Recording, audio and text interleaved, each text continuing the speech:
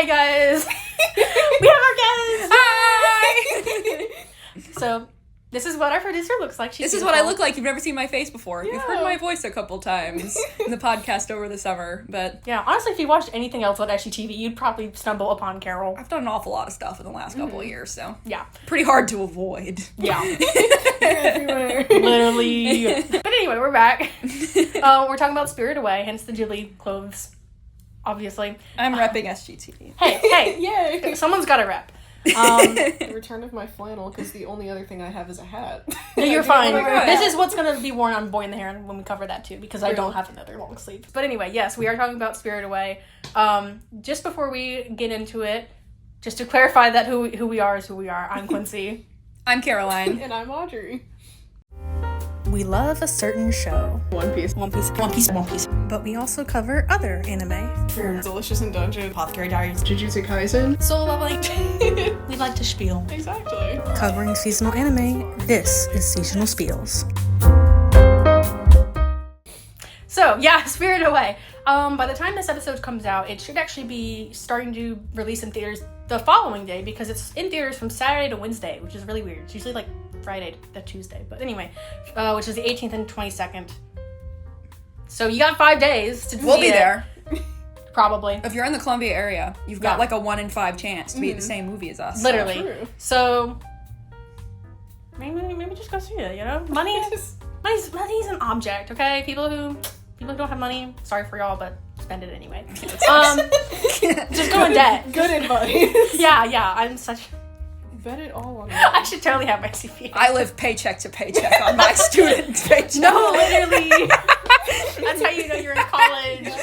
I live off that food line money, so... Yo, the Food Line MVP card. Guys, it just is worth it. Anyway. So Spirited Away. Basic plot of the movie. Girl's upset. Girl follows family as they wander through tunnel because. And then they're in the spirit world. People get greedy. Don't eat other people's food. You know, rely upon your 12-year-old child to go into indentured servitude to restore you to humanity, and then leave not knowing anything happened.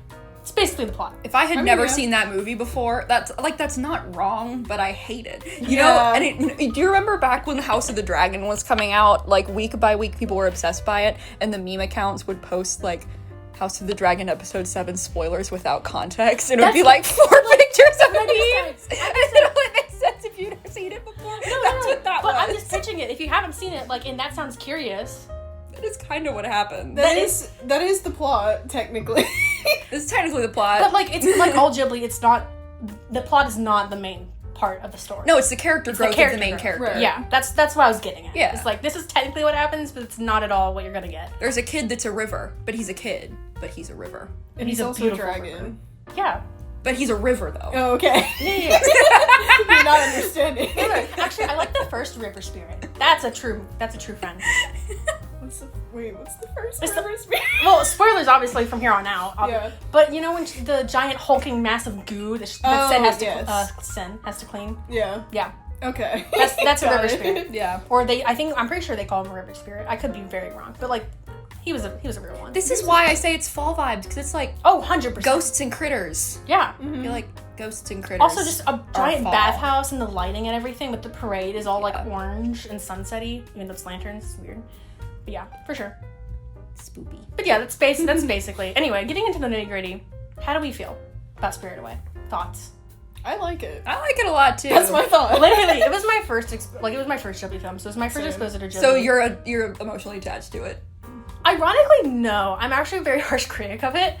Because I love to love it, but I also am aware of like why it's not my favorite. Gotcha. Does that make sense? It's like, not my favorite either. I like, have several more I like better. What I mean is like I don't look at it through rose-tinted glasses, I guess is what I'm getting at. Like, I do that with Kiki's. I shouldn't, but I do. Real.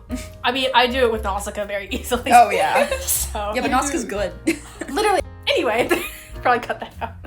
But yeah. I feel like I could place all Ghibli movies on the scale of like, and I've stolen this from another YouTuber, I don't remember who now, but like just okay, pretty good, and really great is like the scale. And I would say that Spirited Away solidly falls into pretty good for me. Like, it's not in my top tier where like, honestly, my like top 3 favorites go up there, or like the objectively super epic ones like Porco Rosso and Boy and the Heron. But this one's like a lot better than Ponyo. Not to like on Ponyo. We can believe that. That's fine. I feel like I have like 4 tiers. I have just okay, pretty good, really good, and then great. Yeah. I feel like this would be really good. Yeah. Because like Ponyo is like just okay. House is just okay. Honestly, House is just okay. Literally. I had this conversation with my academic advisor the other day. And then I think something that's pretty good is like I think Castle in the Sky. Castle in the Sky. There's another what's the one? I feel like Arrietty is pretty good. Arrietty, thank you. I literally could not think. Arrietty and Totoro. Pretty good. Totally pretty good. Pretty good. Like, and that's just like I feel like the nature of those really movies. Good would be Spirited Away. That's a really good Princess one. Mononoke. Princess Mononoke is really Obviously, good. these are subjective rankings. Mononoke is my go. But great is Boy and the Heron, Nausicaa in the Valley of the Wind. Wind Rises. Yeah. Love Wind Rises. What's the other one that I like? Kiki? Is it Nausicaa? It must be Nausicaa that I'm thinking of. I get Nausicaa and Mononoke.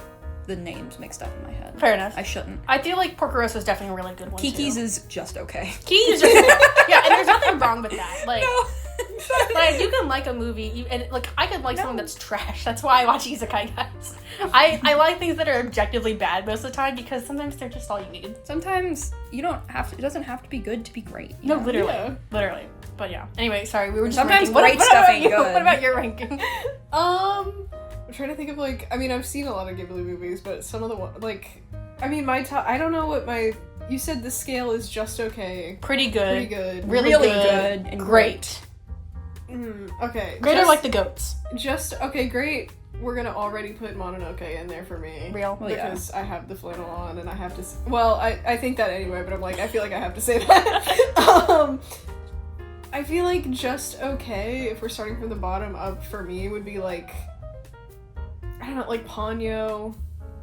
I haven't seen a ton of the ones. That's fine. That you mentioned. I'm just curious. I guess I was curious where you would put Spirited Away as well too. I would specifically Spirited Away. I would put like I forget the below Mononoke, like one tier. So really good. Yeah. So we all put it in really. We all put it in really good. Yeah. Essentially. Second from top. Basically, like I would say that's like a 9 out of 10. Because it was like I feel the same way that you do, where like it was my first Ghibli movie, but I don't have like. An insane emotional attachment to it. I think it's like it's good. I think it's because the reason I like it is it's not relatable whatsoever for me. Because by the time I watched it, I was not 12. Like that had sailed by. Because I watched this I think when I was like 15. Watched it in high school. I watched this probably when I was 12 or something. Like I know I was in middle school. I just remember like I also remember like no offense. I know I wasn't a bratty kid. Was I very like stupid? Yeah, I was a very stupid kid. But I wasn't a brat to the extent that like I whined like that. And so I was like yeah, you know who's a brat? That girl in Spirited Away. Literally. What's her real name? Chihiro? Yeah. Not Sin. I was just that's why I did the quiz, because that's her fake name that she gets assigned. She's annoying AF. You know Literally. who I like? I like the old man with the little bugs. Dude, he's so nice. I don't remember his name. Me neither. He's the old guy with the bugs, but I like him. Yeah, the spider. Chill. Yeah, he's so chill. He's such a real one. And also, what's her name? The girl. Yeah, the one who like helps kind of takes care of her. I have no idea what her In name is. in the English dub, it's voiced by the same voice actress that voices Megara in Disney's Hercules. Oh, that's right. Yeah. Which is I can. Yeah, I clocked that this is without one of the ones looking it up. I've seen I looked the it dub up to and prove love. it after Yeah. Sometimes you hear a voice and you're like, heard that one before. Every time the voice actress that does Tinkerbell's in something, I know it's her. Real. Also. Yeah. Because I know the one, I don't know her Very name, easy. but the voice actor for Megara is also Rose Quartz in Steven Universe. And I'm Yes! like, I know you. You Yeah. hear it. Like, it's, yeah. No, for sure. It's like whenever I hear Mark Hamill, I'm like, oh, that's just Mark Hamill. It's Mark. It's Mark. I think he's back. Like, I don't care if you're doing that deep voice, it's you, man.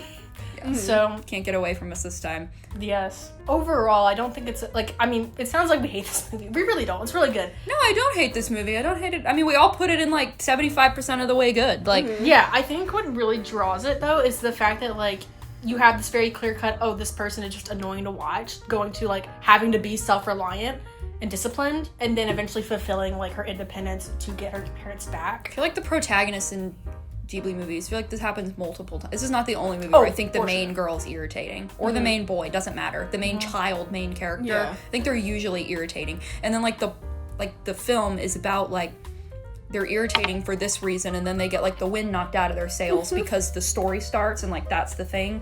And then now they don't have enough confidence to keep being irritating, because she went from like irritating AF and then all of a sudden her like parents were pigs, spoilers, and then like And now she's, like, crying all the time and doesn't have her name anymore, and she's friends with the dang river, and, like, it's, like, a mess. And then, like, now she's irritating because she's depressed and sad and anxious and nothing is right. But then everything's right again, and now she's not irritating anymore. I agree with you wholeheartedly, except for when you said this happens in, like, almost all Ghibli films. Not all, no, just, like, more than one. More than one, for sure. Yeah. But, like, I feel like most Ghibli protagonists are actually written likable at the beginning, and then end up growing to, like, impact others. I think Kiki's irritating. Oh, Kiki is one of the irritating The kid in ones. Ponyo's irritating. And Ponyo's irritating, but I feel like Porco Rosso, they're adults, but the teenager is irritating. I agree with that, but, like... She's not the main character, though. Yeah, I'm saying for protagonists, I feel like, I would definitely say Nausicaa, Porco, they're not irritating at all.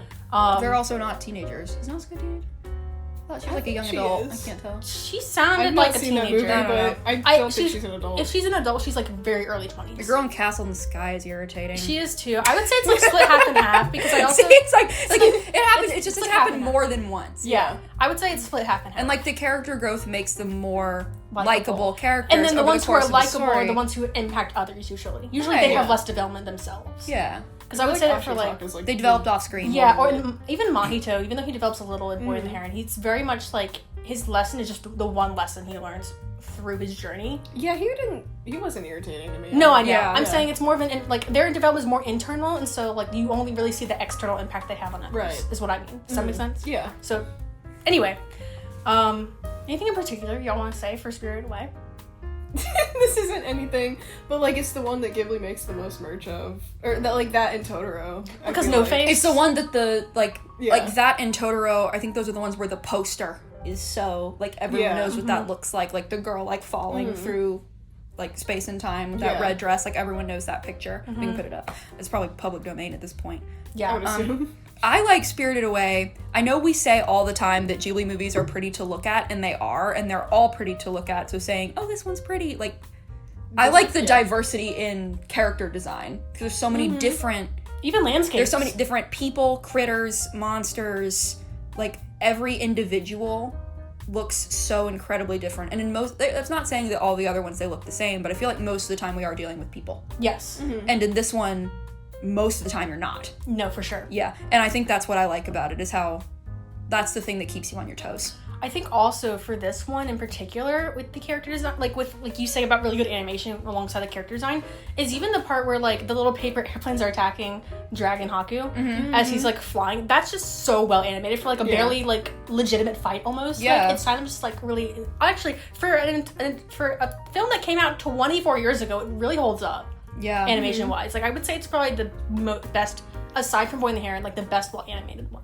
That's a really good to this date. It's just there's just so much to animate. There's so much because like you can animate a person and then you can animate another person and do that over and over again until you've animated every person in the film. But now like you have to animate an adult person and a kid person and a teenage person and a little short stubby monster and a big goo monster and a dragon and paper airplanes, and like now you've got a lot going on. I think what stands out to me too is how well they animate No Face, from when he goes from like this typical see-through like grunting spirit to like the greedy blob monster with a voice chasing Chihiro through the bathhouse. Like it's just so disgusting, but like I hate him. Okay.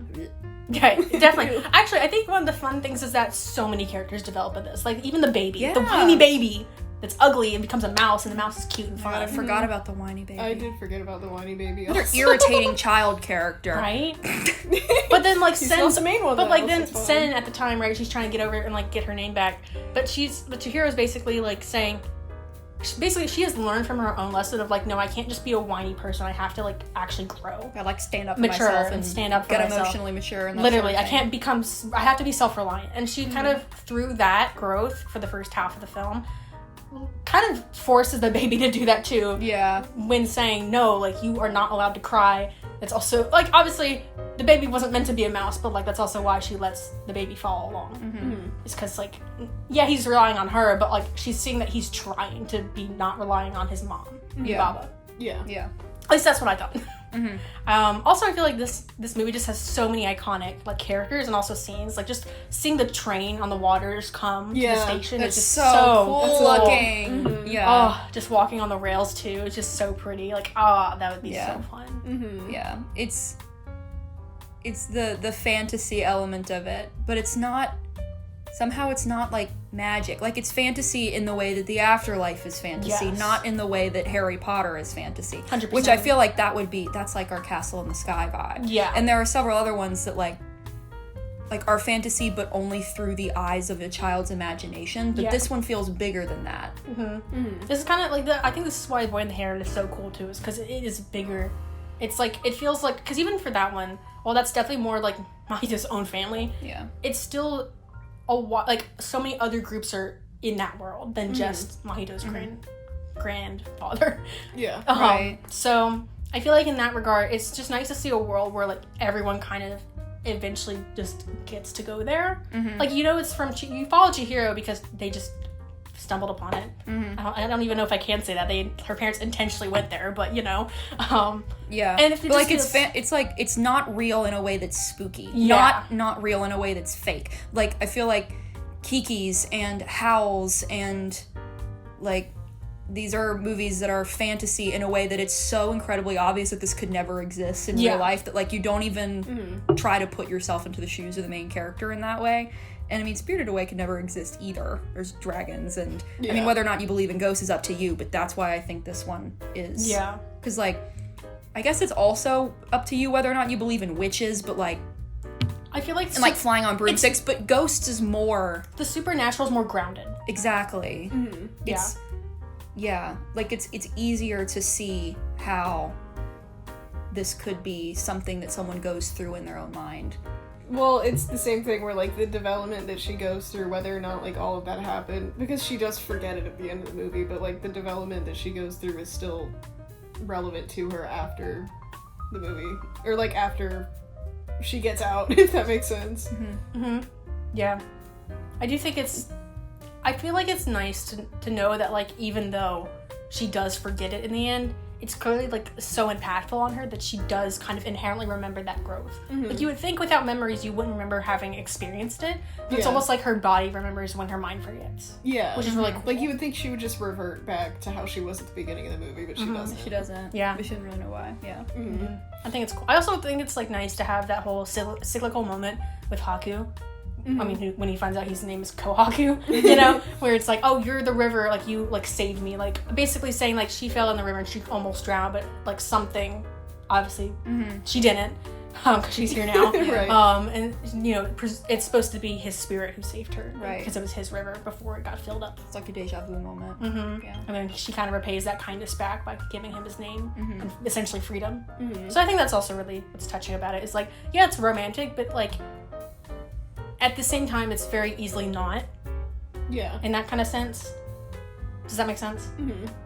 Just feels, I guess this movie feels more mature than other Ghibli movies too. I agree. Even though the main character is still a child, I feel like compared to the other Ghibli movies where the main character and the main plot revolves around like a 11 to 15-year-old kid and their emotional growth, this one is more mature than the other ones where that's the setting. Yeah, because most of those, they're like, just by the benefit of having an adult perspective, it's not going to be, it's going to just naturally be more mature than like a 15 or 12-year-old kid experiencing it. But it does help that this does actually feel like coming of age. Not to say like Kiki's isn't that, but like at the same time it's different. Yeah, but her story gives like, I'm moving to the Big Apple and I'm gonna hit it big. And it's not at all. And then like, she's upset when she causes her own problems. Yeah, I know. She like chose everything she went into, and Chihiro was just forced. Thrown in yeah. it. Yeah. I do think that element of voluntary versus not is a big reason why I think Chihiro's development is more compelling. Because, like, I do appreciate Kiki having to, like, fight that internal battle. But Chihiro's story is, like, what happens when a person faces the trials that are put against them. That just arise. Yeah. And it's not your fault. Yeah. And it may or may not have been anyone else's fault. But sometimes it was, because it kind of was her parents' fault. It literally was. Yeah. You cannot argue otherwise. Yeah. Like, especially because, like, parents should be paving the way for their children to act. They shouldn't be encouraging bad behavior. Yeah. Like, just taking food out of nowhere and eating it. Yeah. Tisk tisk. Tisk. Also, it's gross. Like, you don't know how long it's been there.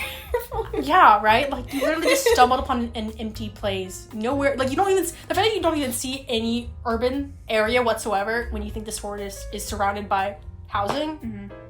I'm just sure you're right in the head. Yeah. Like, where do you think you are? It's crazy. But yeah, That's pretty much it, right? I guess so. Yeah, I don't Yeah. have a lot to say about it. It's No, a good movie. yeah. That was a good one. Honestly, like, I know we've kind of spoiled it, but if you haven't seen it, or if you haven't seen it in theaters, definitely do it. I know it sucks to pay money, but, like, it's totally worth it. These movies really are great on the big screen. Yeah. And to hear the big noise, it's good. Mm-hmm. I like movie theaters. Yep. Well, thanks for having Carol back. Hey! Thank you for having me. We'll try to bring her back for Boy and the Heron, Indeed. hopefully. Anyway, so for next episode, I know if y'all watched our anticipated fall anime episode, there wasn't much we cared to talk about, but we are going to actually cover My Hero. And by we, I mean Audrey, because I'm not going to watch it. And I will be watching it, and hopefully I will have more to say than what I did in that episode, which is just like, I care about this specific stuff. And nothing else. There should be like at least 3 episodes out to talk about. Mm-hmm. It's always hard to pick an anime when there's like so little coming out by Yeah. the time we get to record it, but we figured, Audrey figured it'd be good to start with My Hero, and then it's probably gonna have the most episodes out by the time we record that anyway, because most things will have like maybe 2 to 3 Yeah. if This we're one lucky. will have like, about like 3 or 4. I don't Yeah, know. it'll be But- one ahead of most shows, because most shows only at the time of this recording have not even come out their first episode. Oh, that's true. Yeah. I would say like maybe a 4th, maybe max, have their first episode out. Yeah. But anyway, doesn't really matter. We'll talk about something regardless, whether or not it ends up being My Hero. But we will talk about Boy and the Heron eventually when it does drop in November. But for now, thanks for listening, y'all.